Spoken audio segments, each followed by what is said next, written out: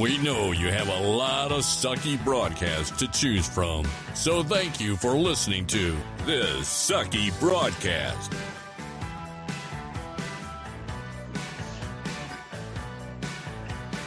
And now, here's Bradley Laberman.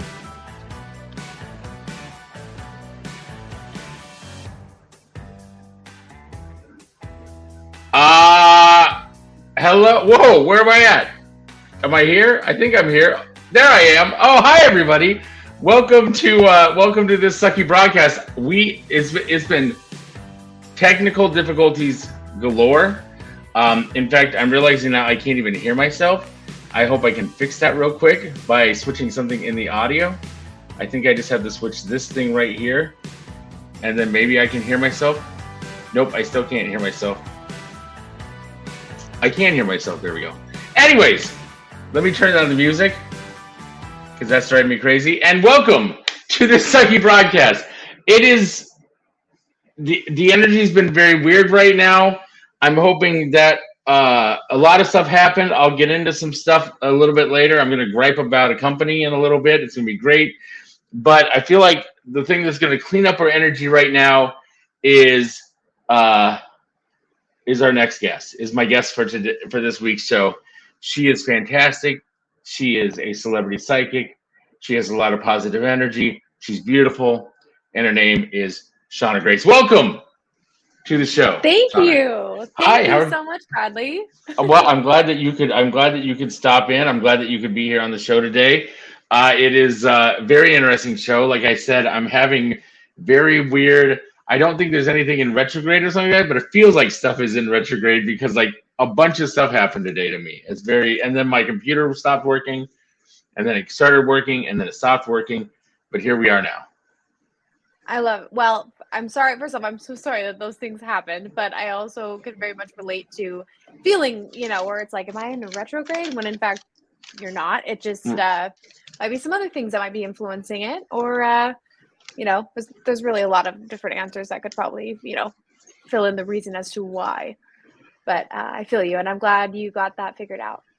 Man, I'm glad I got that figured out too. I am so happy that you were on the show today. I have just so many interesting questions. I always have interesting questions, but I just feel like you're very interesting and somebody that I really enjoy talking to, and just want to pick your brain and talk about things and all that good stuff. I like when you go, "Oh," and I'm like, no, I'm being honest. So well, first I appreciate that. Thank you. Well, that's what I'm here for. That's what I'm here for. So first off, right away, I just want to tell you before we start the show, I have to plug my sponsor. Okay, so let me plug my sponsor real quick because I really want to plug my sponsor, and here's why. I had this stuff all planned out, and then everything went crazy, and here we are. The Brass Tap is our sponsor. The Brass Tap offers over 150 craft beers from around the globe in an upscale neighborhood bar atmosphere, and they carry almost every craft beer from almost every one of the Texas breweries, from Roller Town Beer Works to Tups to Petticola's Brewing, and you can always count on them to deliver craft beers you're looking for. They also carry craft beers from other states and even craft beers brewed by monks from overseas. They offer weekly events with Pint Night, Music Bingo every Wednesday at 7 p.m., Family Feud or Theme Trivia every Thursday at 7 p.m., and a new live local band or music artist every Saturday night. They also offer one of the longest running happy hours in the DFW area with select $5 draft, discounted shots, $6 wines, $7 drinks of the week, along with food.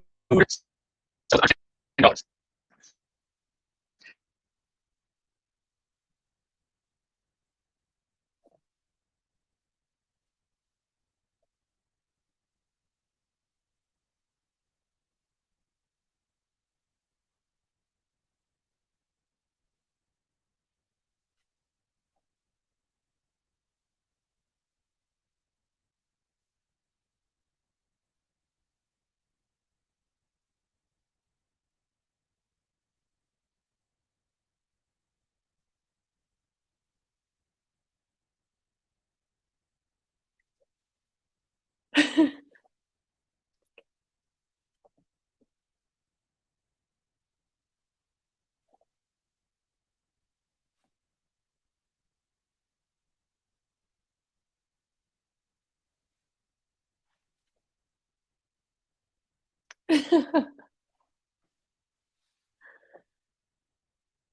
don't know if anyone can hear me, but but all of that sounds delicious, and I wish I was in Texas to go check out and drink some craft beers.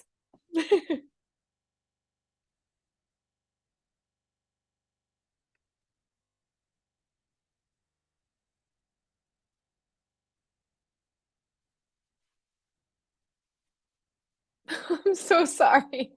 I don't know if you can hear me.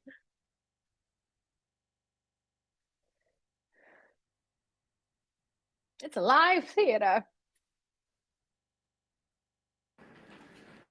There, oh my goodness! I hear you something now. I hear background noise. Oh, I see your. Okay. Yes, yes. Now I'm back. Mazel. And now if I hit this thing right here, I should be able to hear you too. Because you went off for a second too. And Sorry about that, everybody. I was in the middle of talking about our sponsor because it's such a big deal today. I'm sorry. Like I said, everything's going crazy. Everything's going weird. And I don't know what's going on anymore with any of this stuff. So I can hear you now. So that's what matters. I can hear you as well, which also matters. And everything you were saying about your sponsor sounded pretty darn amazing. Thank you. Like, in truth, I was I was pretty riveted to the words you were sharing, and then you just cut off, and I was like, no. Well, I mean, and the reason I want to talk about the sponsor is because we've had three locations sponsor us: Allen, Texas, Prosper, Texas, and the brand new location in Frisco, Texas, which also has Old World Pizza made to order. Now, I've got this. I'm going to transfer some notes here, and I've got to tell you that we also are sponsored by, I've got to pronounce everything right, Saxy, Richardson. Yeah, Saxy and Richardson are two more locations for Brass Tap that added us. And Richardson also is another location where you can get the Old World Pizza made to order. And you can only get the pizza at the Frisco location and the Richardson location. So go check it out. And if you mention this Sucky broadcast, if they're still sponsor after today's disaster, I hope you are. I'll give them another plug later on too. But if you mention this Sucky broadcast, you get a free appetizer of your choice. You just mention the podcast, and that's it. And it's on the house. And that's the Brass Tap in DFW area. Lots of locations. We're back. Woo! That sounds okay. I think it's decided. Next time I'm in Dallas or in Texas somewhere, but I'm probably going to be closer to DFW. You and we're going there, and we're. Oh yeah, definitely we're going there. Are you kidding me? I get to go to an awesome place to eat and drink, and there's a beautiful woman with me. That sounds like a win-win-win situation for me. So and pizza, yes, and pizza. And pizza and games, and I've been talking to them about doing a comedy thing on a Saturday night or a Friday night. We'll see what's going on with that, but there's so much to do. There is so much to do if you do come visit again here at this place. I think you'd have a good time. I know you'd have a good time, and then you can show me that place you were talking about. But now we can start the show. By the way, thank you again, Brass Tap. Okay, 5 locations: Prosper, Allen, Frisco, Richardson, Saxy. I just learned how to pronounce Saxy today. It's spelled S-A-C-H-I or something like that, but I figured out how to spell it. Saxy. Those are the 5 locations. Thank you very much. All right. Now let's talk about you. Chauna, so you're a celebrity psychic, right? So they say, yes. Yeah. Does that mean that you're a celebrity because you're a psychic, or does that mean that you are a psychic and you help celebrities sometimes? In truth, I think it comes from great question. You could probably qualify in either category, but okay. I think the term really showed up after I started doing, appearances on, several reality shows. I also did, of course, over time, develop a bit of a roster of of clients who also happen to be considered celebrities themselves. Okay. So I think it just kind of morphed into this, and so it's kind of a simple quote title, especially when doing appearances, something that oftentimes producers or if a company's booking me for a show or an event, it's kind of a super easy, pin it, let's categorize her here.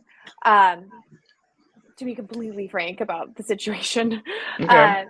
But yeah, I mean, I'm honored at the fact that that's something that's been shared. I'm not the one who really created that title for me. It kind of just happened. And I was like, okay, sure. Carry on. That's awesome. And so when did you first realize that you had some sort of gift? Well, in truth, ever since I was probably about 4.5 or 5 years old, I had extrasensory perception. I imagine being a child and picking up on and seeing, ghosts, spirits, angels, as well as sometimes occasionally things that were not so great. As a kid, I also remember even feeling in some cases like illness or things that, health related with certain grown-ups around me. And in truth, as a child, you're not even fully developed to really understand or comprehend what it is you are kind of experiencing. So my way of coping, which a lot of empaths or just people who happen to have that their own, extrasensory perception, my way of coping was to shut it down and think that there was something terribly wrong with me, because it was easier to go into that self-deprecating mindset, because that's easier to cope with versus seeing like, oh, this is a gift.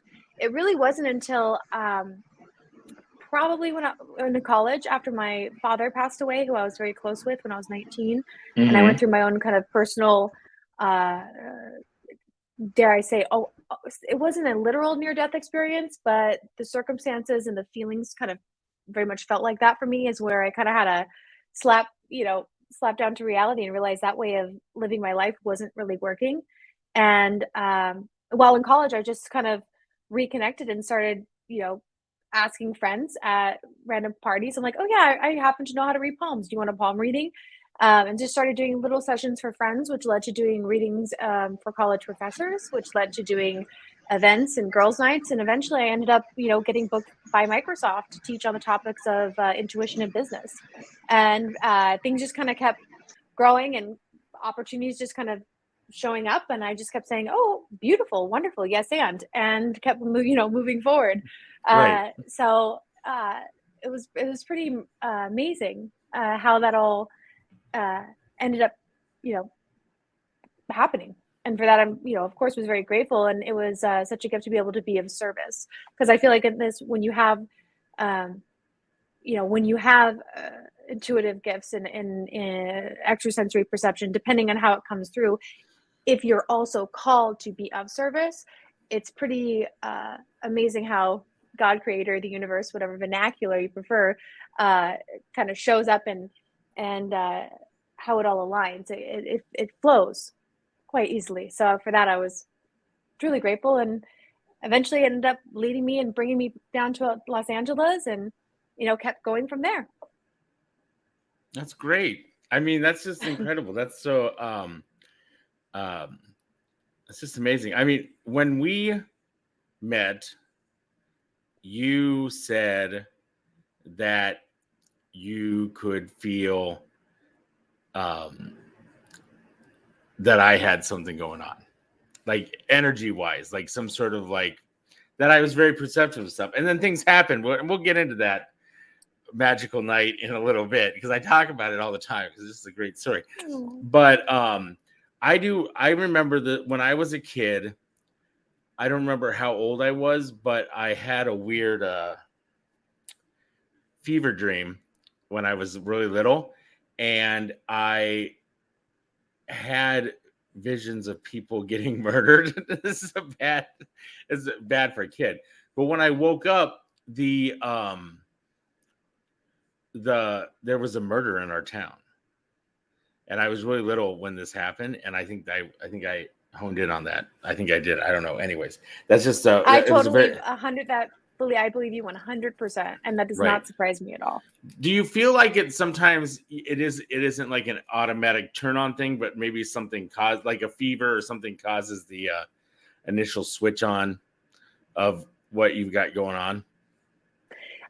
Great question. I think it can happen in a variety of ways. In truth, one of the, kind of main classes that I've taught for years is how to tune into your own individual intuition and intuitive gifts, because everybody has them. It's not like, and I kind of get, with love, and respect, but I kind of personally get a little annoyed when people try to think, oh, well, only special people are, I have intuitive gifts, but not everyone else. I'm, like kind of get all ego based around it. It kind of drives me nuts because, everybody has their own natural intuition and their own intuitive gifts. The key is finding and connecting to how your intuition comes through. And there are many different ways in which people connect and can continue, if they choose, to expand their own natural intuitive gifts. That being said, it doesn't mean you have to become a professional psychic or psychic medium or healer. If you're called to it, beautiful. See where that goes. But you can use it in every day of your life, whether you're a lawyer, a doctor, a writer, doing professional radio, like pick a category, pick an occupation. There are ways in which you can utilize it. And the reason why I share that before going answering your question is sometimes it does take, I think, an event to occur for someone to have that aspect of their intuition. Particularly, I think I see this more often, at least in my own experience, where it's a clairvoyance or premonition-based intuitive gift. Those, not with everybody, but a higher percentage, I seem to see a pattern more often where there was like a key event but again, that does not have to be the case. Like with me, I felt and saw things, and when I was 5, and it wasn't necessarily like a fever dream or a near-death experience at that point. Also, children in general are not already naturally so open. They're already connected, I feel like, more so to source because they, somewhat recently came in. If you think about it also from that perspective. And there's not all of that human, earth-based kind of like you have to be a certain way, all of those like constructs and, beliefs that are kind of pressed upon them. Those tend to, they may start to develop, but you tend to see as someone ages, the natural gifts they may have had as a child, if they start to get shut down or compartmentalized, if you will, that's where you see that external source, influencing it. But I definitely, children, especially with premonition based or things, that type of connection, that's I think not a very strange or something that's not believable, because like I myself have experienced exactly what you're talking about, and it can be intense because, and it just kind of reminds me of when I've had a few premonitions, which I don't usually talk about, so that's not really like where I like to go. But when those things happen, some of the feelings that can also come up is it's like, okay, if I've already established I'm feeling this and this really is not mine, but I'm actually picking up on something. The question that I know for myself that has come up is, well, then like, why am I receiving this, God? Why am I receiving this information? What is it that I'm supposed to do with it? Because it's like, if you pick up on a murder, logically, are you going to pick up the phone and call, say, excuse me, 911, I just had a premonition about this thing happen. Like, so it's this weird, dichotomy between the reality and like that, what you're feeling. And it can kind of, I don't know, sometimes make you feel like you're having your own existential internal crisis. So learning how to discern when you feel things and find your own way of processing it. And also you're allowed to have certain boundaries, especially if, and I speak now to those who feel maybe overwhelmed with their sensitivities, having their own, agreements and establishing their boundaries into when they do receive messages, how they're going to utilize those, and in what circumstances do you choose to allow that information to come through, especially if it's like messages and you have the natural mediumship as part of your gifts. Does that make sense? Oh yeah, that makes sense. Do you believe? I want to ask your opinion on this because I've been having a lot of technical difficulties. Do you believe that there's energy that's evil energy that's trying to keep us from having this podcast? Because I want to tell you a story. I want to tell you a story about a different psychic I know, and I want your theory on this story.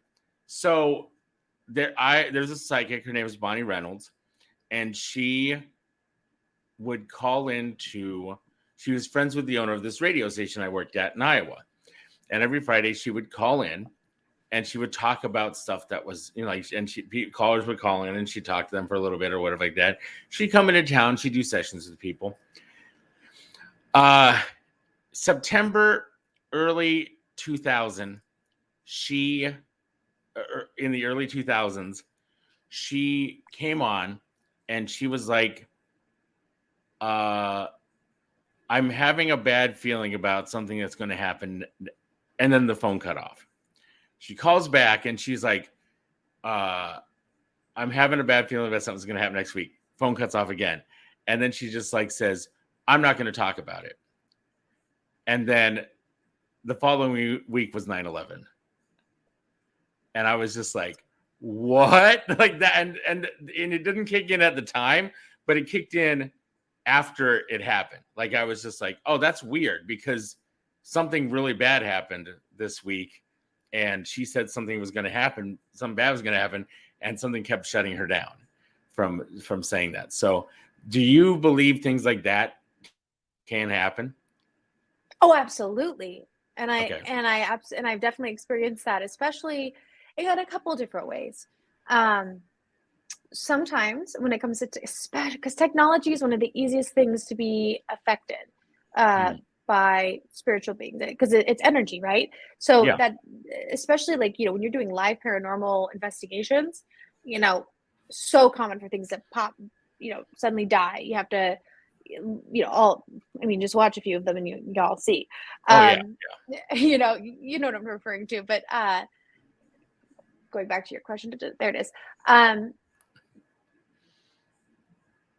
Sometimes, and for me, I always feel into the why perhaps this is happening.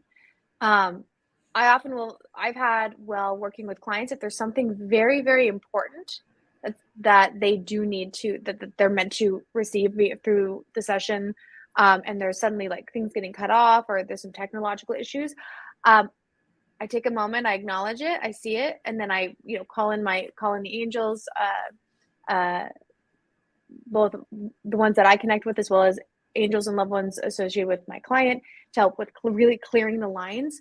Because especially if someone is about to have like an energetic shift, especially if they're like moving up in their own, and there's like this beautiful healing that's about to occur, and yet you're getting that kind of pushback. Yeah. Tune in. Is this mine? Is this something that is meant to not happen, or is there something interfering? Then I would do, that which I would normally do, which is helping to energetically clear the line, because that means it's something that really needs to be said. Because so I myself won't allow that to necessarily stop me. Now, that being said, there are times where kind of when situations pop up, same circumstance, but like, again, going back and tuning in, is this something I'm meant to share? Is this something that needs to be shared? Or perhaps it's not meant to be this day. And for me, because I'm very visceral, as an empath, my clairsentience really is what I will feel and lean onto in these circumstances. I'll feel this is something I'm not meant to do at this time. It's just, for whatever reason, I don't need to know the why. And then I'll just acknowledge that. And then usually that's when I find out, oh, that was pretty important. I didn't do that because something else needed the attention or something else was happening. Right. Mm-hmm. And so, it's kind of like goes back to that idea of it is what it is. But you before jumping to the assumption, I have to take a moment to sit. And I encourage others to do the same. Like, is this like, especially when you suddenly start feeling emotions out of nowhere, and say you're having a great day and all of a sudden you start getting all angry or like feeling all weird, ask, is this mine? Is this not mine? Is this something that's coming up within myself, or is this perhaps something I maybe energetically, maybe picking up from someone else. And especially with events, as you had mentioned, especially with catastrophic events and those that have that sensitivity to those, it goes right back. Think of it as an energetic vibration. When you think about these, you know, be it mass shootings, you know, tsunamis, earthquakes, where there's 9/11, where there's a large number of people that are affected either physically and certainly emotionally. That kind of group consciousness, that group emotion, it's very, very strong. And so you can kind of feel that. And that's where when you do naturally feel kind of the energetic frequencies of groups of people, I mean, I wouldn't just poo-poo it. Eventually it's quite possibly going to make sense for you, especially if that's an area where you, for whatever reason, you know, happen to have a sensitivity around. Right. Make sense? Get what I'm saying? Yeah, totally get what you're saying. Totally get what you're saying. So I totally, yeah. I don't question anything really. Well, I mean, I do question things, but at the same time, some things happen and I'm like, that's happening for a reason. There's a lot of times where I'll do dumb things like I'll lose my keys. I can't find my keys. And I'll calmly say, who's ever hiding my keys, please put them back where I can find them. And then I instantly find them. So, because I do believe there's like mischief and things like that going on, that there's energies that are causing that stuff.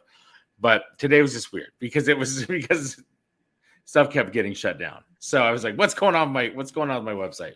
What's going on with all this stuff? So, speaking of technology, you made it work though. I did. I just want to take a moment.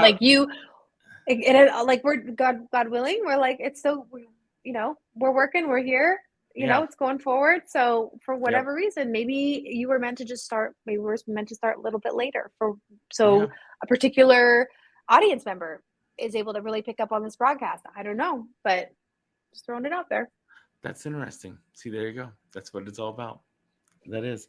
I met you because somebody called me and they were like, hey, want to go ghost hunting at the old zoo, the old Griffin Park Zoo or whatever? And I was like, yes.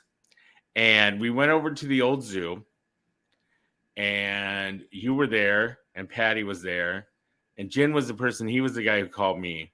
And I remember, though, the first thing I want to say about the zoo, I always tell people this about the zoo. They were decorating it for Halloween, and they had these they were decorating the little cages. And I thought to myself, it was really sad that animals used to live in those little cages. So I just wanted to share that I think we've progressed a lot in zoo life. I just want to share that with everybody. But anyways, so we started going around to different places. And I don't want to say I was skeptical because I do believe in those things, but we went to, I'm going to refresh your memory on that night and the stuff that happened because it lives vividly in my head, the whole thing.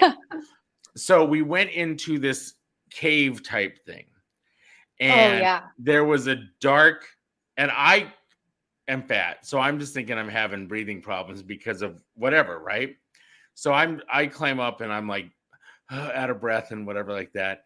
And you instantly feel that there's something in there there's an innocent feeling spirit in there or something like that. And there's a darker spirit like holding it down. I remember that. And we can't seem to communicate with the spirit. And then Jen says, what if we spoke Spanish? Because we thought maybe she was Hispanic because of the region. And then you had a little teddy bear light and it started going off when that happened. And then we assumed that because she was Hispanic that she would want to, that if you said the Lord's Prayer, that would, she was Catholic. We just assumed she was Catholic because she was from Mexico or South America. Well, also I feel like when we were tuning into that, there was because we also were using that. Were we also using the ghost meter that picked up on some of the words as well? No, or was that No, different part you, yet? Okay. you mean the thing where it talks? You didn't have that. I didn't see that till a YouTube video later, and I was like, why didn't you have that? Because that thing is the We coolest thing I've actually ever did seen. have it. I don't know why Patty and I weren't using that. We were so silly. Well, I feel really? like we did have something like that, though. You sure? We'll have to bring. And I don't Patty, remember. You reference mean well the thing is that Patty goes, Henry. the thing that goes like dog, cat, hamster, like that, like it like starts to say words. Well, yeah, it tunes in. It's what's it called? It's pretty interesting. Let me see if I can pull it up really. There's these fast. two guys. There's these two guys that I watch on YouTube all the time, Ben and somebody, and they use it all the time. And they Ghost Radar. Yeah. And these kids use it all the time, and they freak me out because I'm like, because I went with you, and I feel more responsible, and I'm like, you guys are not being responsible when you go out doing your ghost hunting stuff. But anyways, There should be a level of respect when people do right, this and work, that's I'll talk about conversation. that. I'll talk about that in a second because I do want to talk about that. But so, all of a sudden, I can breathe, like the pressure from the room goes away, and I can breathe just fine. And it was weird because I thought I couldn't breathe because I was just out of shape climbing up the thing, but really it was because I couldn't breathe because there was some like dark pressure like pressing in, and then whoop, there we go. And then you said she went away, or she passed over, or well, you have or, to, that was a really intense space. Like I remember that was not a, and that we chose definitely a haunted place to say the least. And and as a medium, you pick up on the every spirit from my experience, and can communicate a little bit differently. Some might give you more of like literally like kind of communicate through visual images. Sometimes I'll physically hear the words. Sometimes it can be a feeling mixed with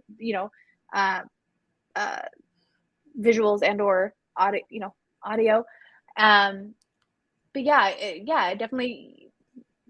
And Pat, it was interesting too having two mediums together, and that's why I love working with other mediums, especially with those types of spaces, like those who have experience, expertise, and right. Are legit in their work. There were different reactions too, and that's when I was really like, I'm digging this. This is all legit, because you would have different reactions, but the same descriptions of things, and everything would mesh up, and you'd be like, oh, this is all meshing up. So we went further on, and we ran into, because you apparently had been there before, and we ran not into, at the zoo.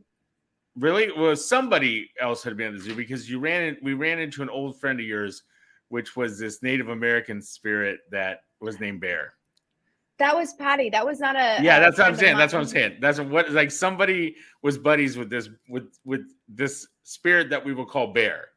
Bear, who didn't want to cross over because he was protecting the area. He said he didn't want to cross. He had no interest in crossing over because he was hanging out and looking over. He really had from what I recall, quite a natural protection energy, and there are beautiful spirits that sometimes you might come across, particularly in paranormal investigation settings. Yeah. That for whatever reason, and you can kind of feel like they're not quote meant to cross over due to their choice, and in that sense, from what I recall, he very much had a particular role in which he was choosing to play in that space, and there was a beautiful protection energy, and that was pretty intense. And then this is a very vivid night for me. I just want you to know that. So it was life. I love hearing your experience. It was life changing for me. It's been a good minute. Yeah, it's been a long time. It was like 2006, 17 or something, like 17, 18. So, it was a long time ago. So, but it lives vivid in my brain. And then the question is there anybody else here that wants to cross over? And then this like gangsterish type spirit comes out of nowhere. I think he grabs Patty on the butt or something like that too, or like gooses her or something like that, and like comes in and like you can feel the energy, and you both respond. And that was the thing. You both responded and you both looked the same direction to this thing coming up. And that was when I was just like, because I could physically feel the person coming up just from looking at your heads moving to where this person was coming. And then he went right over. Like he was clearly like he had done a lot of bad things and he was afraid to go up and afraid to cross over. And you guys like forgave him. And he was apparently clearly like he had a head wound, like he had been shot in the back of the head or something. Like, see, I remember a lot of this. I remember a lot of this stuff. So. Yeah, no, yeah. Because then I said, then you said, do you want to try the divining rods? And I was like, okay, I want to try the divining rods now at this point. So I put the divining rods out and I'm like, hey, Bear, are you here? And then do they cross when you say yes and they go apart when you say no? Is that how it works? Yes. So they cross. And then I'm like,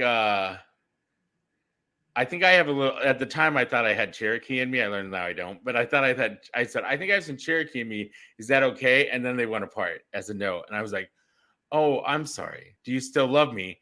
And then remember this. So then the divining rods went all the way around and touched my shoulders. Like they went like a hug. And I said, and I was like, is that like a hug? And then they went back together and said yes. And it was just insane. And I kept feeling like he went home with me, but he didn't. But I just was like, I was concerned about him going home with me because I was like, I don't know how to handle this because I felt like I had a good connection with Bear.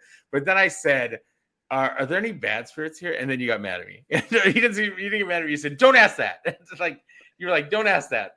Don't ever ask that question because then somebody will sneak in. And I was scared because I thought somebody would sneak in. But I want to tell you, like, I went home and almost got divining rods, but then I didn't want to get them because I didn't want them to go off in my apartment.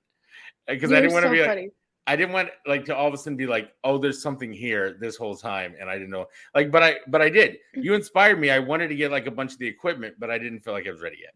I still and technically, I will tell you, I mean, those divine rods actually were Patty Negri's because she works a lot with divine rods as well, divining rods. So she brought them because full transparency, and and it's so fun because again, like with Patty and I, we often we'll get booked together like for different events, which is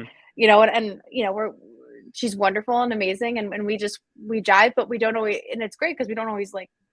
We certainly don't talk about what we're going to expect, but it's cool because when you have, psychic mediums together, and you're kind of in that vibe and in that connection, right. Things show up. Like you can see that even if how they describe it, like, and how they perceive the spirit or the situation, there's a parallel, they match.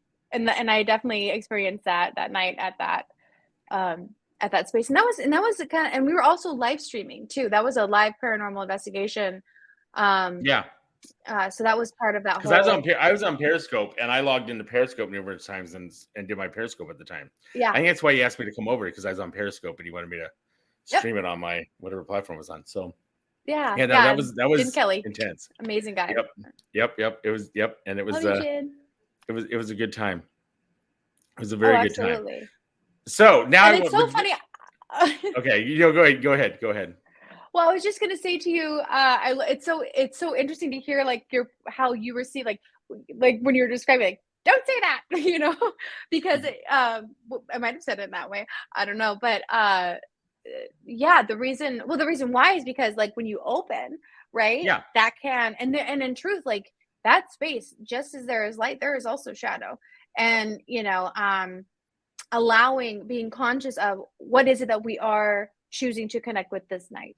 What is it that we are wanting to, what is the intention behind this work? And that goes back to what you were talking about with being responsible and respectful with when doing paranormal investigations or anything or anything of that nature. Because aside from that, I think being, kind of like, to me, kind of I say this with love, but a no-brainer. Not everyone is conscious about that, and that's something that I think is really important because sometimes when you're not respectful and people try to like jive or like kind of jab spirits, whether they're stuck or in a loop, or if they're not so nice, entities, you are asking, and you are you can be giving certain energies permission. And boundaries and permission are kind of are factors when it comes to this. And that's why that's something I teach, especially with people who are wanting to do that kind of work or wanting to learn more about it. I want to learn a lot about it. So I watched these. I watched this girl on TikTok called Chris Collins. I don't know what her name is. Call Me Chris, I think it was that. And she's from Canada. And there's this other girl that was recording herself. She would record herself sleepwalking, and that was her big TikTok fame. Was this girl, Selena, or whatever her name was, from Canada. She was this TikToker that would like record herself like sleep talking, whatever like that. But she was very in tune on stuff. And so they took Chris, who had no, I don't think she has any background in any of this stuff. And they took this other girl, and it was these two guys. I don't know what their name is, Ben and Tim, like these two YouTuber guys. And they have all the equipment, and they're actually, I didn't want to come off as they're not responsible or irresponsible like that, like of those things. But they had an incident, because you were talking about stuff. They had an incident where they went to one house where there was apparently a demon there. And I'll say the demon's name was like Sally or something like that. And 4 episodes later, they were at another place, and their little box that says words started saying Sally. And they had felt like, he had felt weird for a couple weeks. And he was like, yeah, Sally attached herself to me. That's what happened. And so they had to do a bunch of, I don't know if they ever got rid of Sally, because I stopped watching because it freaked me out. But it was a very weird, like, it was a very weird thing. But they had the speaky box thing, and I don't remember you having that. I like that speaky box. That speaky box thing scares me though. But the other thing that happened, that sleepwalking girl, they were going to go to this bridge, and the sleepwalking girl got violently ill, and she had to go back to Canada. She flew home because she was so sick.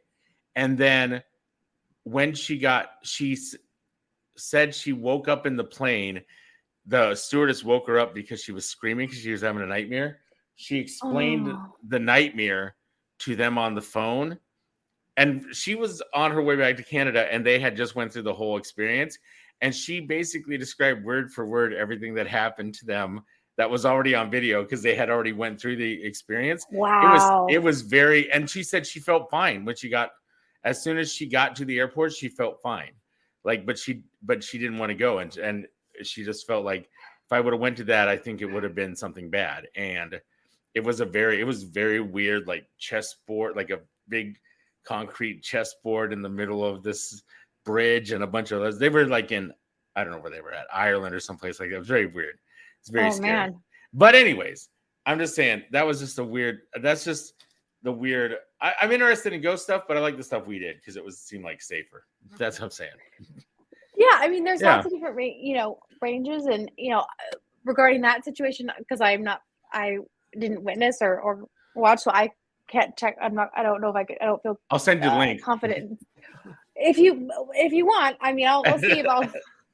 Yeah. But I mean, They may have been respectful, but I don't want to. Can't necessarily. Yeah, I feel that, right? But they are. I feel like they're very respectful. They just get. They just had that one Chris with them, and she was just a typical TikToker girl, and I think she wasn't taking stuff. She was taking stuff seriously, but at the same time, she was trying to still make jokes. And I was just like, no, be serious right now. This is scary stuff. This is scary. And obviously, because there are, just as there are light, beautiful, extraordinary, angels, beings of light, unconditional love, energy. Pick your vernacular, really, in your cosmology. There is also dark, and I think it's important to acknowledge it. And I think the key here, and I, if you don't mind me saying this, Bradley, kind of going back to that feeling of, is something affecting my technology? But one of the things that not so nice spirits do, from my experience, is they really they want to make you feel vulnerable. It's about help making you, because if you feel vulnerable and in fear, like this can get me, right? Or that you don't have the power, and because really you're the one incarnated in this human form, your free will trumps the free will of these other spirits, because you're on the earth realm, right? So this is where that henceforth why boundaries and being conscious in your intention and what you choose to share is so key, especially if you are dealing with other types of energy, and it, because you win in that regard. And then bringing in the forces, bringing in, your angels, archangels, whatever resonates with you, that you view as a true high power, greater than yourself. Especially if you feel alone or feeling you are needing protection, because especially if I'm dealing with things that are not so nice, or if I'm called to do a deep house cleaning and it is a legitimate, what you could categorize as a demonic presence or just an entity that has ill intent and malicious intent, it's like I can help clear the space, but it's the client, the person whose home it is, it's their part of their job is to help maintain it. Right. Yeah. Because that's their home. Yeah, totally agree with you. I mean, and I feel like I need to smudge my house. I need to smudge my apartment. You probably, you are a beautiful, heart-centered, amazing person. Amazing. And you are energetically sensitive, at least from what I perceive from you and what we've talked about in the past, especially when we were around that zoo trip. And with that being said, especially as an empath, having that cleansing, doing whatever works for you. And just remember, whenever you remove, it's very important to also in turn replace, at least that's from my experience. And the reason being is because with sage is very powerful. And if sage happened, or if you prefer Palo Santo, use that, whatever resonates. But when you, at least again, from my experience with sage in particular, because it's a sacred plant, it clears, and it will clear that energy. But then once you've cleared it, what are you infusing your space with? Right. Get what I'm throwing down? What are you putting in? And that's where your intention comes in. So just share that with your audience. Taking everything out, what are you putting it back into it? I got you. And there's really simple ways to do that. And I often will then use incense, or you could just, so many things, right? If you would like to use a form of a tool, but then you bring in the energy of, what do I want to fill this space with? And then that's how you can really help create your home in a way that resonates with you. I have like a sage incense, if that makes any sense. That works. I have like a weird sage sandalwood incense. Also, all right, so now I'm going to complain about something. I'm going to take this time to complain about something that has nothing to do with anything else. For a part-time extra income, I've been driving with this company called Shipped. Okay, do you know what they are? They do like deliveries, like for Target and stuff like that.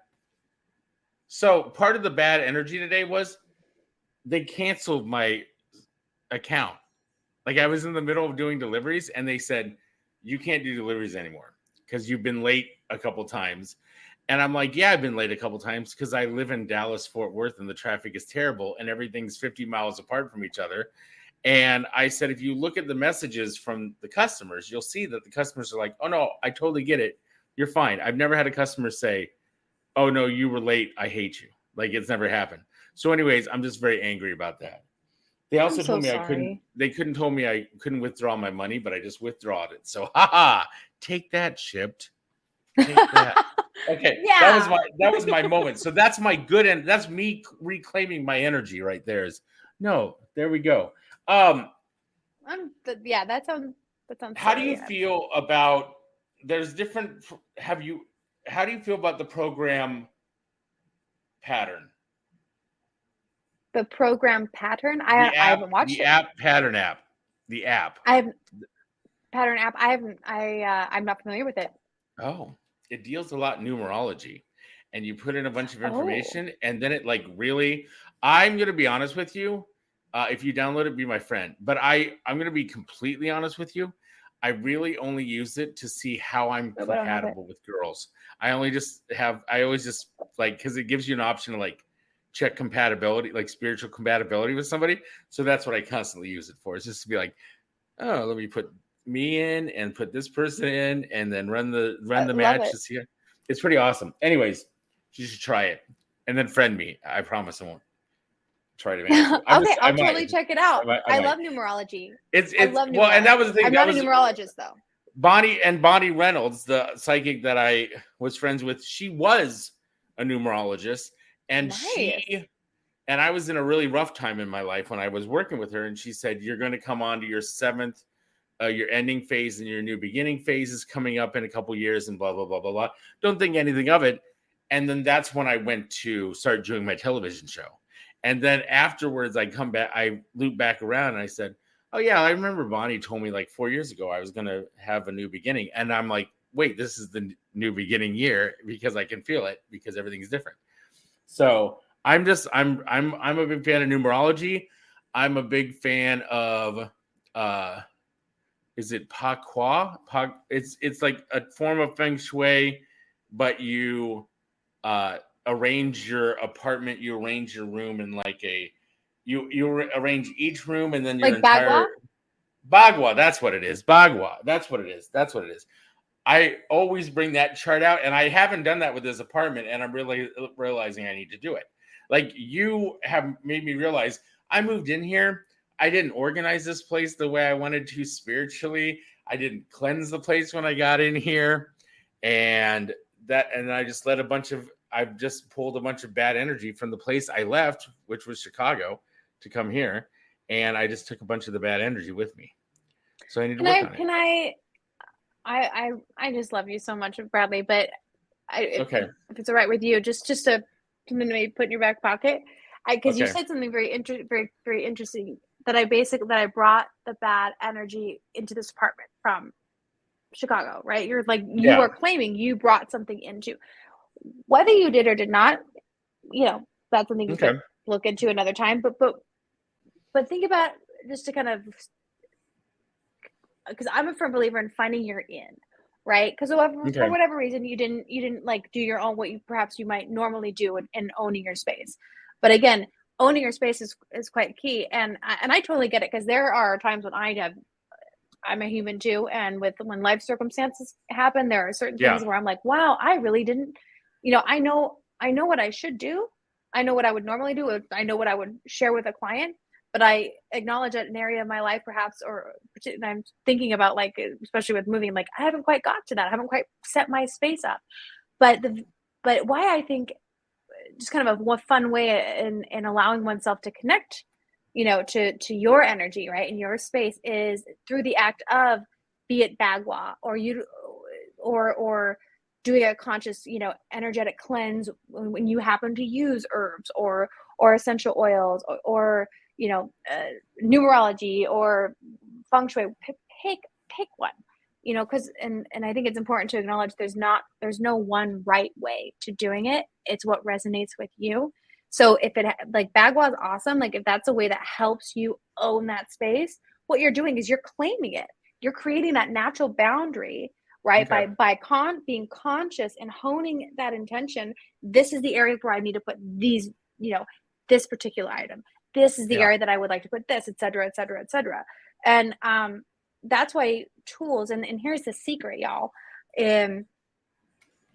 You also you don't have to use any tool if you don't want to. If it doesn't resonate, you can literally utilize your own natural energy and connection to source to consciously clear, fill in the blank. Because I often, as a channel, like, people may say, oh, you're so amazing, how do you do it? It's not really me. I don't view it as me. I view it as I am holding space. I'm acting as a vessel, as a channel for the energy that that I'm consciously choosing to channel. And in my work, I work a lot with angels, and that's what resonates. So that's the energy that comes through, and my intention is to channel and share in service of whatever is in service of in the highest and best good for my client and all involved.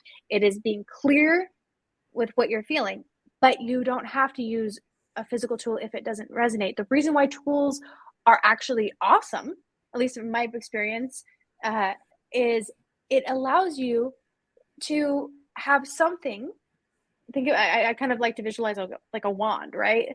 Because to literally point, you are honing your energy, right? It allows you to just in an easier manner, naturally focus that intention, Okay. right? And so, if we're kind of like breaking down, why do these things work? Why did it not work, or whatever? It doesn't matter what it is that you're using, as long as it resonates, is that's something I'm supposed to use, or that feels good for me, right? And I I'm got you. focusing my intention. A lot of the times, like, I need to do all my laundry. I need to get I believe in the clean environment, clean mind sort of scenario too, where Totally. Well, I that just need to holds clean up my energy. place. It holds Yeah, energy. it's all energy. Yeah, so I'm all about that stuff. Let me take a break. I gotta do a sponsor real quick, and then I want to talk to you about a discovery I found, and I want your opinion on it. I might even pull them out.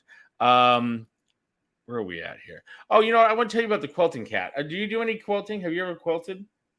That is not an area of or skill set that I have acquired, Okay, but I well, support let others. me tell you about it. Quilting Cat is a DFW-based fabric warehouse and online store specializing in boundless quilting fabric, and they carry new 100% cotton fabric, most of it priced at $5 a yard.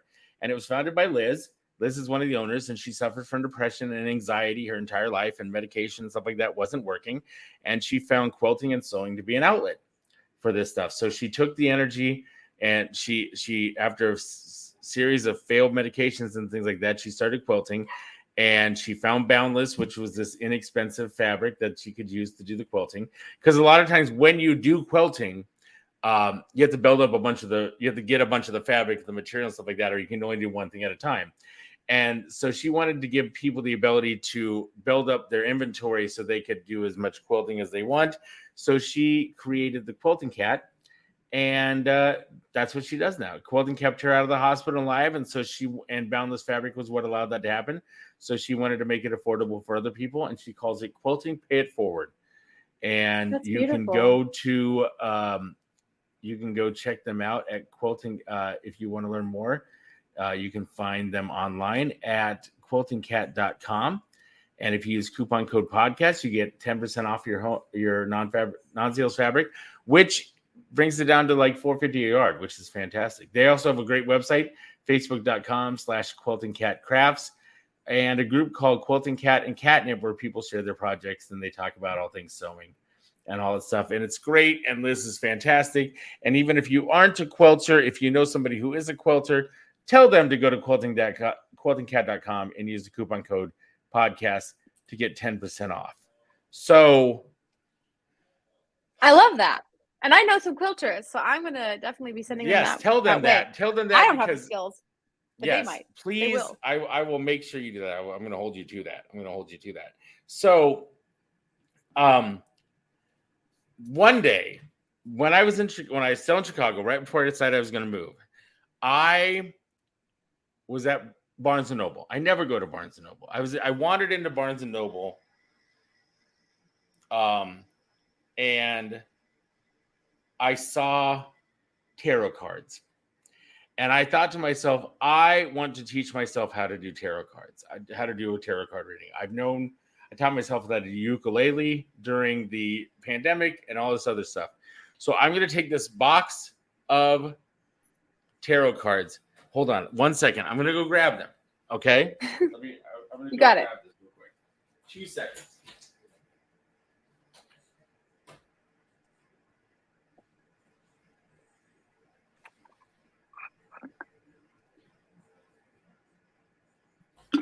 Okay, here we go. So here's the situation. And I got to sit back down. I got to sip the water. Sorry, everybody left away. That was a weird podcast. That was a weird podcast thing to do. Okay, so I saw this box at Barnes & Noble. Okay? But here's the deal. I picked it up. I was like, you know what? Now's not the time. And I put it back on the shelf. Okay? And then I left. My dog, Brody, about a week later, had to go to the bathroom. So I went out my front door, and all of a sudden, Brody went to this pile of something. And I looked over, and there were cards on this bush in front of my house. And they were tarot cards. And I was like, that's weird. And then I realized there was a box, and I realized it was an entire set of tarot cards that somebody had just thrown out on this bush in front of my apartment. And so I scooped them up. I put them in the box. I haven't taken them out of the box yet, because when I put them in the house, I thought to myself, why would somebody throw out tarot cards unless there was something? Like, I'm going out of focus because it's so scary. You But are. it was, I know. yes. I'm watching you go more and more out of Yes. focus. That's weird that I'm going so far out of focus. I got to fix that. Okay, there we go. There, I'm back now. But Much better. it was but I thought to myself, what would impel somebody to just throw out tarot cards? And where do they come from? And how are they the exact same box that I was going to buy? And so I didn't know if it was a positive sign or a negative sign. So I haven't opened them yet. I opened them in the point that they were open when I got them, but here they are. Do you see anything weird coming off of them if I hold them Can you up? bring it closer to the camera so I can see it more fully? Do you feel anything or see anything negative? I think you'll need to cleanse them. Okay. To start. Okay. But that is quite the synchronistic, event. Yes. And I thought, oh, you're going to be on. I thought Sean's going to be on. I can finally. But what does it feel like to you, Brad? They don't. What does it feel like to you? They don't feel bad. They don't I don't ever get like a bad, heavy energy from them. It's just, I've always just put them on the shelf, hid them around the corner. Like, I keep them out of my main eye line because I just haven't known how to respond to them. Because it is very weird that the exact deck that I looked at Barnes & Noble would show up on my front doorstep exposed. And if I would have been smart, I would have taken a picture, because who knows? I could have shown you the layout of what cards were scattered out, and maybe it meant something. Maybe it was a thing. I wish if hindsight was 2020, I would have taken a picture of it and done it that way. And I realize that now. But it was just a very weird thing. And at first I thought, oh, this is funny. I'll put this on Instagram and TikTok because this is funny. This is just a random thing. But then the more I thought about it, I was like, well, how is that such a random thing? Because this is the exact same deck I was looking at. And I picked it up. I put it back down. And I said, I just, I'm not going to spend $10 on it or whatever it was. And then $24.95. $24.95, is that what they are? No, I'm just kidding. I don't know. Usually the general range is $19.99 or $95. Maybe they were, yeah. Yeah. Usually it's on the back. I know, that's what I was looking for. It isn't on there. It says Kim Kranz of the Wild Unknown.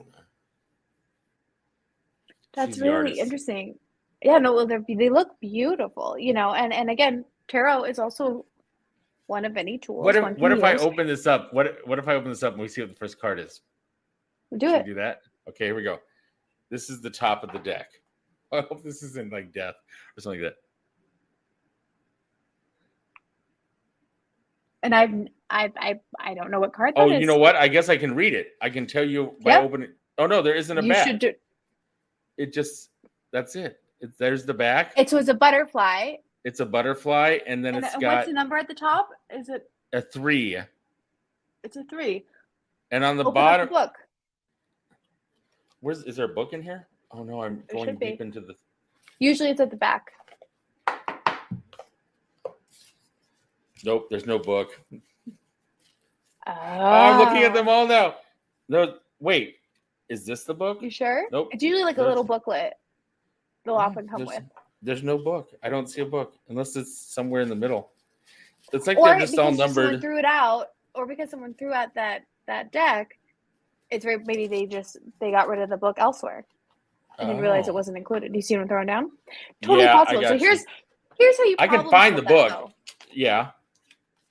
The way to problem solve that is take a picture of that card. Yeah. And then literally Google that card, and the name of the deck and the author, and usually you'll find somewhere of the description that is inside the book. Yeah, that's what I thought. I thought there'd be some way that I could find train using this deck. So now I gotta find because it might be because on the front, does it say tarot? Does it say, or does it specifically say the term tarot? It says tarot on the front. It says the wild unknown Tarot. Okay. And then the person's name is Kim Kranz on the bottom. I mean, again, that's the artist. Super cool. Yeah. Oh yeah, it looks well, the reason why I asked that, because there are a lot of times in how someone creates their deck, right? Sometimes people will do the traditional, like with the certain, Crowley format, if you will, right? You know, with the pentacles and this, you know, all the different suits, if you will. Again, I'm not tarot is not my area. I know some, but that's something I mean, Patty Negri is someone that I hands down will always, you know, recommend when it comes to tarot work, especially. She's brilliant, of course, in many ways, aside from just tarot. But also there's oracle decks. And so oracle decks can have their own kind of way in which they are created based off what the author put together, right? So sometimes they're related, sometimes they're very different. And I've also seen tarot decks claimed as tarot that maybe aren't the traditional tarot. So that's why I would recommend in finding out more, since there's not a book provided, at least in that particular deck that you happen to have, you know, that showed up on your lap. Just Google it. There's lots of different resources for you to find that out. But you have a butterfly. But we can't talk about that because you have a butterfly, a number three in numerology, an angel numerology, particularly that's an ascended master number. So that's that's a great number. I think when I say ascended masters, think of, you know, Jesus, Moses, Athena, Isis, et cetera, et cetera. So there's and then you also have the Trinity energy with that, and you have butterfly, right? And it's a blue butterfly. So you have you are literally been handed a card. Even if you know nothing about tarot, wait, here it comes. Transformation. I Googled this. It's a total transformation, butterfly. Yeah, go ahead. It's the 6. Oh, it's a 6. VI. It's a VI, and it's the 6 of Wands card. Which I don't know. I don't want to get into this. I don't know. Or do you want to? I mean, I do. Well, transparency. I'm not a tarot reader. I know some, right? But I would. That's something that I would defer. So that being said, though, even if you know nothing about tarot, and it'd be interesting to see what the 6 of Wands says, just of what you shared, a 3, which also relates to, you think 3, 6. You are seeing that connection. 6 also, if you don't mind me, I can talk about this. But if it is indeed a 6. In and of itself, as in an angel numerology, that also, when you start seeing a lot of 6s, that can also be a message of being aware, being mindful of how much attention you are currently having on material matters, money, material, like the physical, and there can often be some messages related to that, just in bringing forth awareness regarding those particular ideas of the physical realm. You also have, again, going back, but the butterfly is really, really interesting because that was a beautiful butterfly on that card. And butterfly, metamorphosis, transformation, caterpillar to butterfly. So there's an evolution energy, a transformation energy. What the card says. It says, on the deeper level, 6 of Wand, Wild Unknown Tarot is geared towards tapping into an internal sense of self-approval. Oh, I thought it said self-approval. Ding, ding. But this is important because no wins will energize you in the long run if they are only performed to outside praise. 6 of Wands invites you to connect with the part of you without apologizing for who you are. Go ahead and be as cool and badass as you really are. And I needed to hear that. Yes. That's very weird that I opened up that card, and that's what I needed to hear, especially after Shipped broke my heart with kicking me out of driving or whatever. But I was just like, you know what? That's what I needed to hear. That's very weird. When I learn how to do tarot readings, I'll do a reading for you. That sounds beautiful. And take that message in. I am going to take that message. I am. Like, that's so perfect. Like, and do you see what I'm saying? Like, whether you take aspects of like angelology, angel numerology, right, other forms of numerology, and then symbolism, and then you literally just read that. Do you see that there is an interconnection, even if it's not like overwhelmingly blatant? Like, you can see that interconnection in the messaging behind it. So it's Right, like, that's right. why I'm like, there's never no one right way, but that was something that you were absolutely meant to hear. And especially when you think about like perceptions of others, or like how people are viewed with what that card was describing. And again, going back to the energy of 6, Right. material, physical, and where's your energy focusing? And that, to Yeah. me anyway, that there's a definite connection there. So, but again, any of these things, it really comes down to what is it? What does especially when it comes to like dreams interpretation or symbolism, right? What do these images or symbols mean to you, right? Because that's also a very important key when it comes to reading tarot, at least from my experience, or oracle cards, or doing dream interpretation. What is this? What do these ideas or symbols mean to you? Because it's not about what I think. They can mean something to me, but might mean something different to you. And if you're the one receiving that card or having that dream, it's what your subconscious and what your consciousness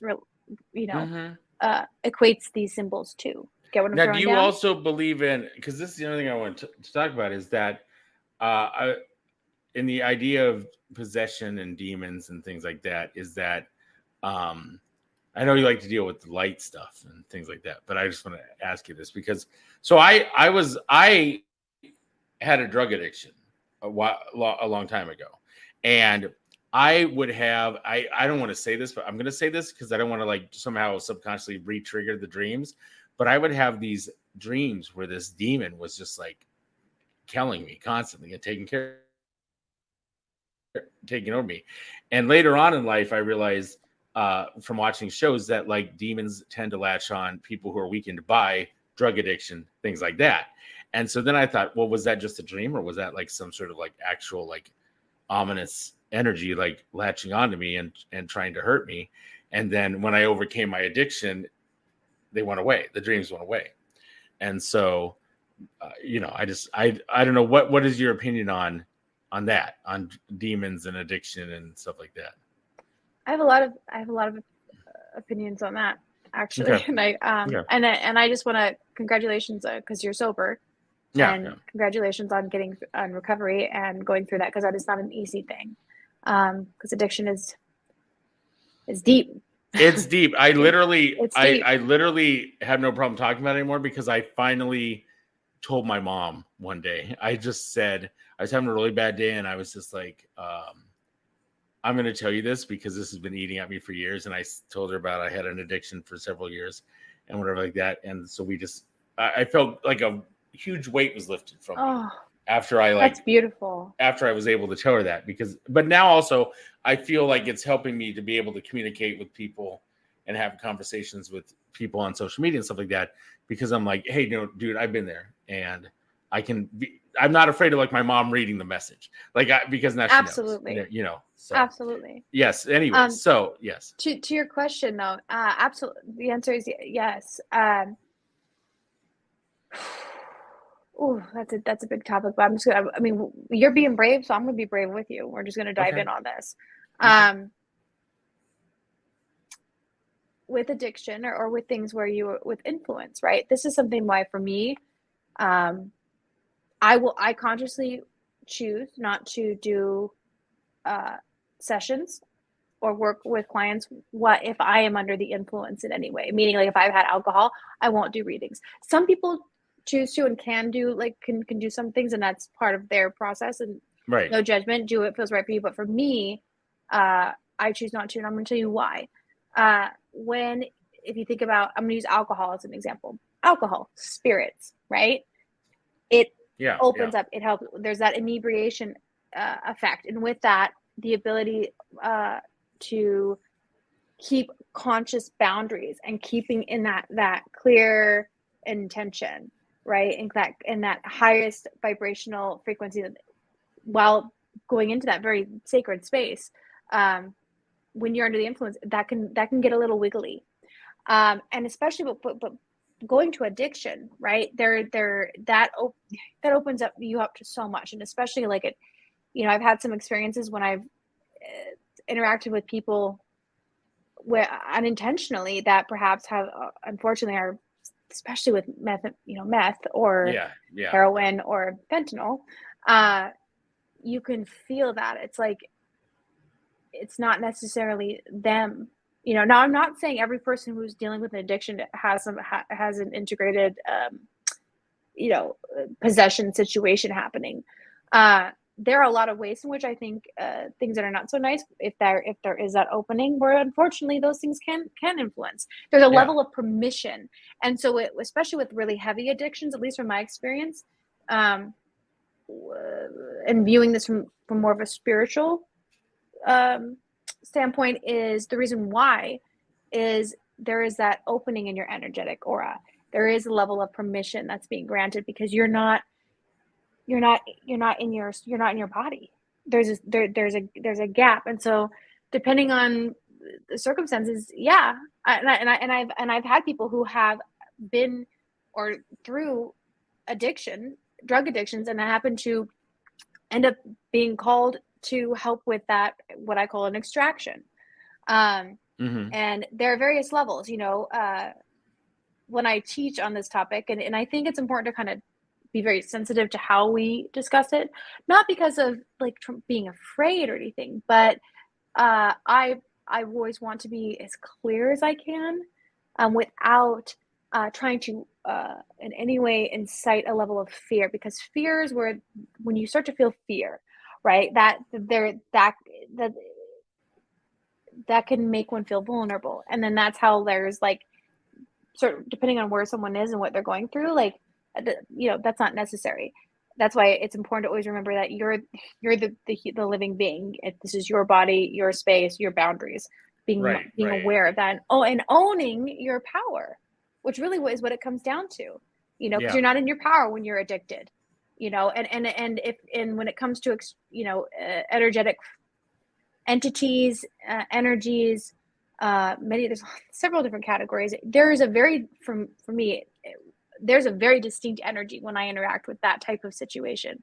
I'm going to be totally transparent with you, Bradley, and your listeners right now, is, I don't consciously advertise that part of my work, but I have certain agreements with my higher power, that if I am meant to do a clearing, do an extraction, be called to do that level of work, it always presents itself. It comes to me. I will get that call, even if I'm not advertising it. Something will show up and be presented, and it's where it's like, this is something you're meant to help with. And so I say yes, because unfortunately, just as there are some extraordinary healers and people who do that work, who are legitimate and know what they're doing, unfortunately, there are also those that are charlatans and people that utilize fear and making one feel vulnerable to take advantage of them, in order to for monetary reasons, which is a very, very makes my blood boil. And it's something that I really choose to be a stand in, I don't want to say fighting against, but helping to bring at minimum some education and helping people have resources and support, and to be able to be aware of the BS, because that's not being of service. But anyway, back to this topic. So with the addiction, I hope that makes sense. But there's a very specific frequency, is my point. And usually, because this is how my gifts work, I physically see it. When someone has like a full-on integration, which is the term I use, their eyes change. Because especially when they're, if I be that, because it's almost like when you're in that space, and I've had a lot of experiences where I show up, and then it's almost like the energy is, oh shit, the cops are here, right. And so like run, and then the person experiencing, like they themselves can start to feel like, wow, I can feel really angry for no reason. Like they start to just feel the distinction when before perhaps they weren't able to. And it's like, it's because with love, things about to get shifted around. But it also requires the person who's experienced this to be a part of the extraction.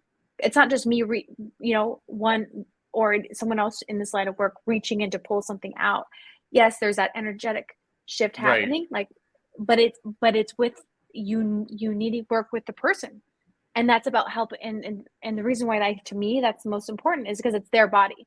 Going back to that idea of owning your power, right, and reclaiming you, because that gets rid of that bullshit. Gotcha. And also and for me, I work with I always try to bring the energy of unconditional love to the space, because things that are demonic, malevolent, wanting to cause harm, that kind of not so nice energy that's dark, they don't like to be in the light. And the frequency of unconditional love is is the highest vibrational frequency there is. Right. That's like God energy, source energy. So when you own that space, whether that's even having to send unconditional love to yourself when you're dealing with your own dark shadow side, right? Or your own deep wounds and fears, finding a way to feel that frequency as you process it, that is what really helps you fully transform, right? Because you're going into a different space. You're in a whole different frequency.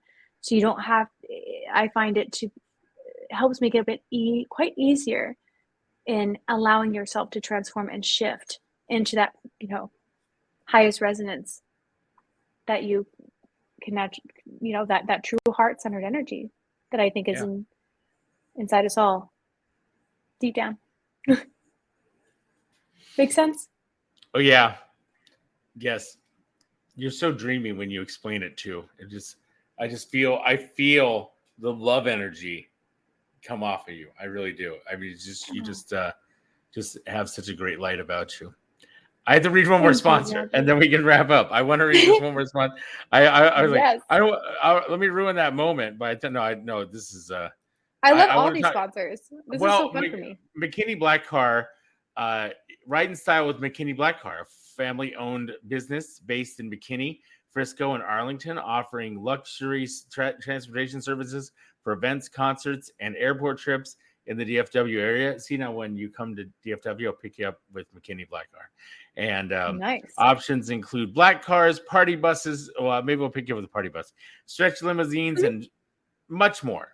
Reach out to Nathan, the owner, to book a McKinney Black Car today. 469-469-5452. They also have a 5-star Google review. And if the customer mentions Sucky, you get $50 off your hourly booking. So there you go. And one more time, before I forget, I want to say this again. The Brass Tap offers 150 craft beers from around the globe in an upscale neighborhood bar atmosphere. We carry almost every craft beer from almost every Texas brewery, from Rollertown Beer Works, a great brewery. I know people that are invested in it. It's a great brewery. I love it. It's my favorite place to drink. To Tupps, to Petticola's Brewing. You can also count on them to deliver craft beers you're looking for. They also carry craft beers from other states and even craft beers that are brewed by monks from overseas. They host family events with pint nights, music bingo every Wednesday at 7 p.m., Family Feud or theme trivia events Thursdays at 7 p.m., and new local live artists every Saturday night.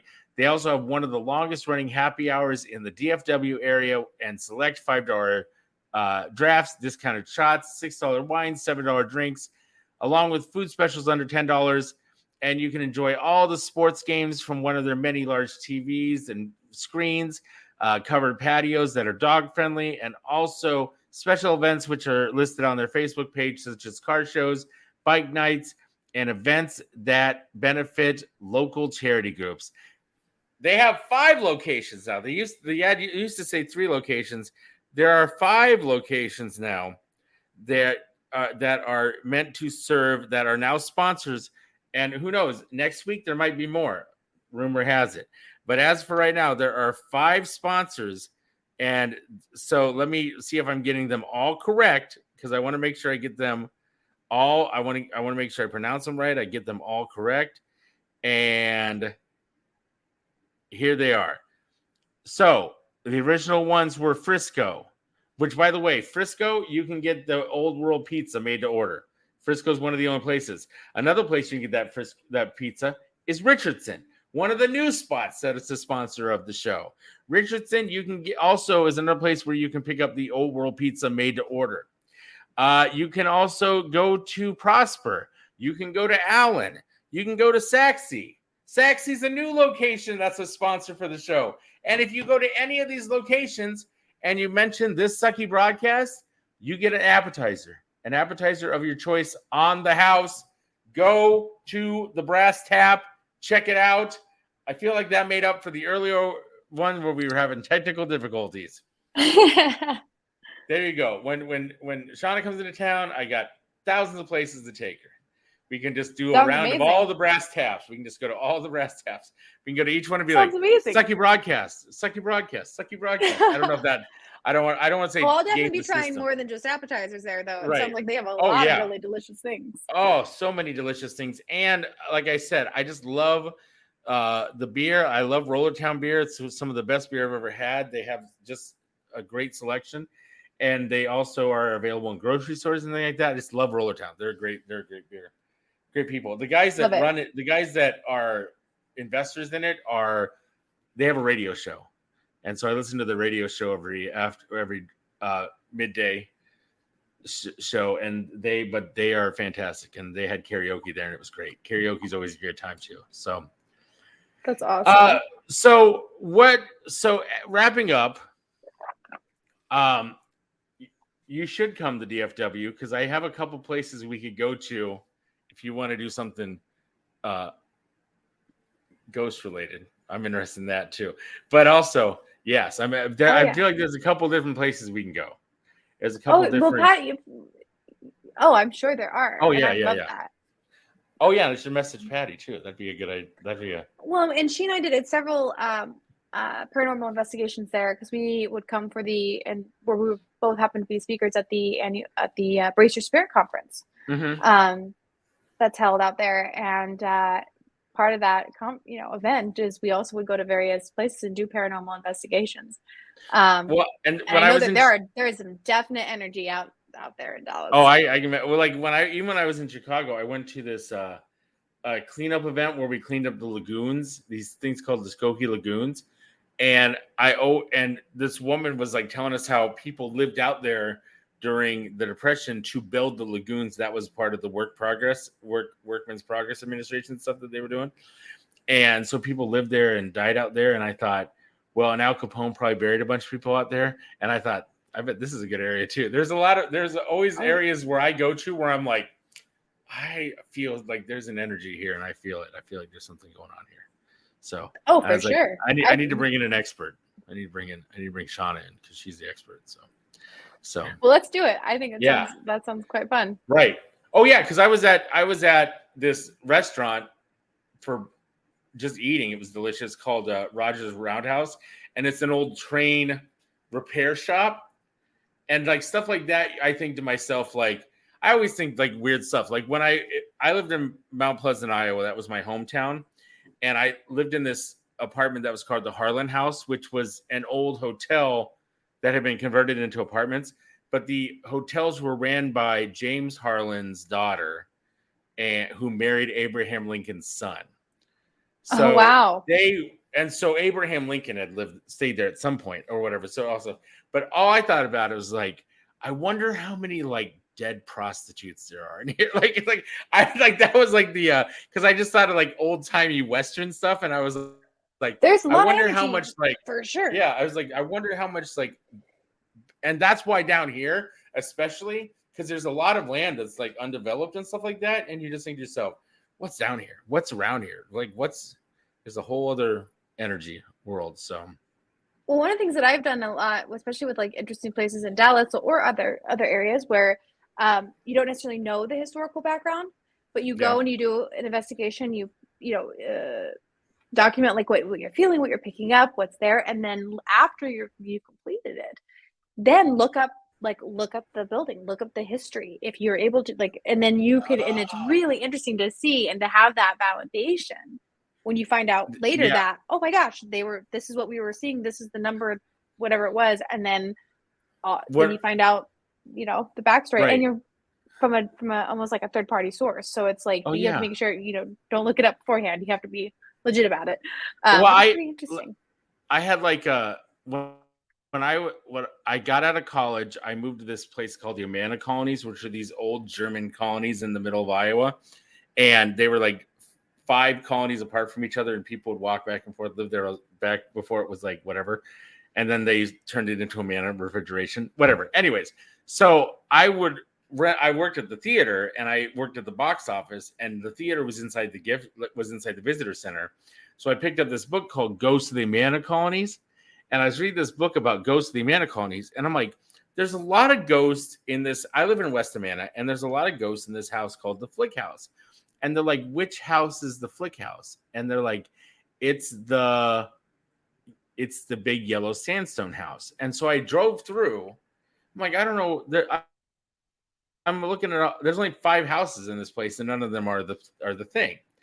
And they were like, well, West Amana doesn't follow the same rules as the other Amanas, so like people put up siding. They're like, it's the one with the pink siding, and I'm like, that's where I live. That's my house.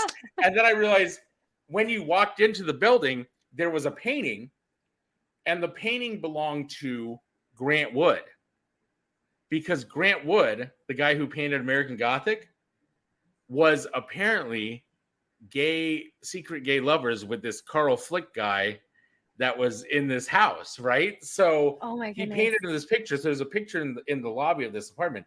And the thing about Amana apartments were, in the old days, each family lived in a room.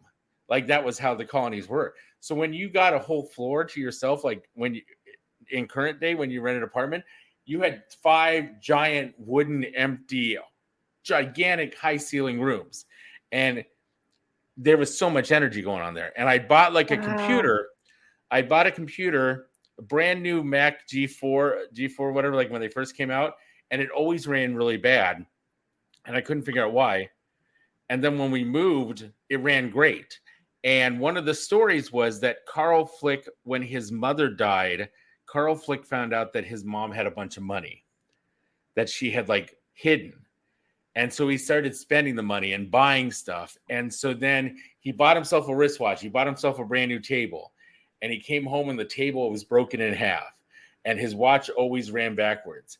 And it was because his mother didn't like to spend money. So she cursed everything that he spent money on. So when we moved into this place, I bought this computer, which with money I shouldn't have spent. And that's why it always never worked. And I realize that now. That was another one I realized. But it's very strong. But it was there was a lot of dark energy in that house. And I remember picture frames flying off and hitting me and stuff like that. And I was just like, I don't want to be. But a lot of that also had to do with the fact that the landlord in the basement, he was doing taxidermy. And I feel like a lot of that was he was ripping apart these animals and stuffing them and doing stuff like that in the basement. And that was what was causing the bad energy that was then feeding other bad energy in the house. Was that a dog? I hope that was a dog. Totally. I have 2 little dogs here. They're like, come on, Mom. Are you done yet? I got you. I heard a chain and I go, oh my God, I'm hearing chains now. So sorry, scary. I know that was too, but that's an intense story. I don't know, with tax, I mean, I don't know if it was just that, but sometimes it's interesting how compound certain factors that can actually come into play regardless, particularly when you're dealing with poltergeist or paranormal activity, where there's actually multiple things that are influencer or contributing to the increased energy or the increased activity. So I wouldn't necessarily say that taxidermy alone happened was the cause by any means. Right, but I don't know but I can tell you I don't know what else was going on down in that basement. That's something that I personally just along with the history. The whole city was the whole colonies. The whole colonies were haunted. It was just because the whole book was intense. Just this guy got murdered on the way to see his girlfriend in this colony and all this other stuff. And there was I'm glad you're not anymore. What? Yeah, right. There's a little tombstone that belonged to a prairie girl who had died on her way to the west. As they were traveling through, she died, and it was just an unmarked prairie. It said her name or whatever like that. Just said Maria or something like that, and it was just a tombstone. And they had built the highway around it. They didn't bury they just built the highway so it went around it or whatever, and people would be at midnight on Halloween it glows, and all this other weird stuff would happen. But it was a very spiritual, intense. Well, that was the same area that brought us Ashton Kutcher, because that was where he was from too. He was so there you go. I'm sure he has those stories too. Ashton, if you're watching, you can come on this podcast whenever you want. Shauna, where can people find you? I'm going to wrap it up because I know your dogs are giving me a signal they want to go outside. So Where can people find you? No worries. You can find me on Instagram right now. My handle on both Facebook actually and Instagram is at the Chauna Grace. Feel free to follow me there. As of right now, because I have some other things I've had Are you on Threads? help with. On what? Are you on Threads yet? I am not on Threads yet. I know. I have been with everything. Some interesting things have come up related to family, and so just for my own well-being, I'm totally transparent. Like right this second, I'm not taking on additional new clients. I may still do events, things like that, but I have to be schedule wise. It's kind of booked out because of the limited availability right now. So really the best way is just, follow me, connect on Instagram and or Facebook, whatever works for you. And I'll definitely be opening things back up in the near future. But right now, that's going to be the best place. Awesome. Thank you. I love you. I love having you on the show. You're fantastic. I sent you the link for Paddens. Please download it because I feel like you would get a good vibe off of it. And thank you. Yeah, so I just wanted to say that I really do appreciate you. I think you're the best. Oh, love you. Thank you so much. I am so. And listen, it took a long time to get you on the show. There's a lot of work. We're not going to lie about that. It was a lot of me texting you going, Connor, are you coming on the show? Are you coming on the show? I'm going to remind you that you should be on the show. You should be part of the show. This is important. Well, I'm glad you hounded me, and I'm glad we were able to finally make it happen. I'm glad that we did that too. So thank you. And you have a wonderful evening, and thank you everybody else for being a part of this Sucky broadcast. I will be back with another episode next week. Thank you to the Brass Tap. Thank you to McKinney Black Car. Thank you to the Quilting Cat. I appreciate you all very much. Thank you for whatever energy was causing the weird stuff to happen. I'm cleansing. That's what I'm doing. I'm taking care of all this stuff. You guys had better watch out. That's what I'm saying. So I will be back next week with another installment of this Sucky broadcast. And you, all of you, have a wonderful week ahead.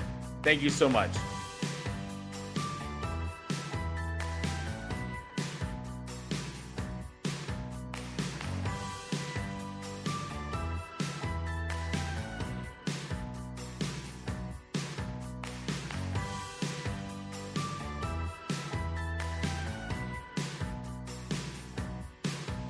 You've been listening to This Sucky Broadcast.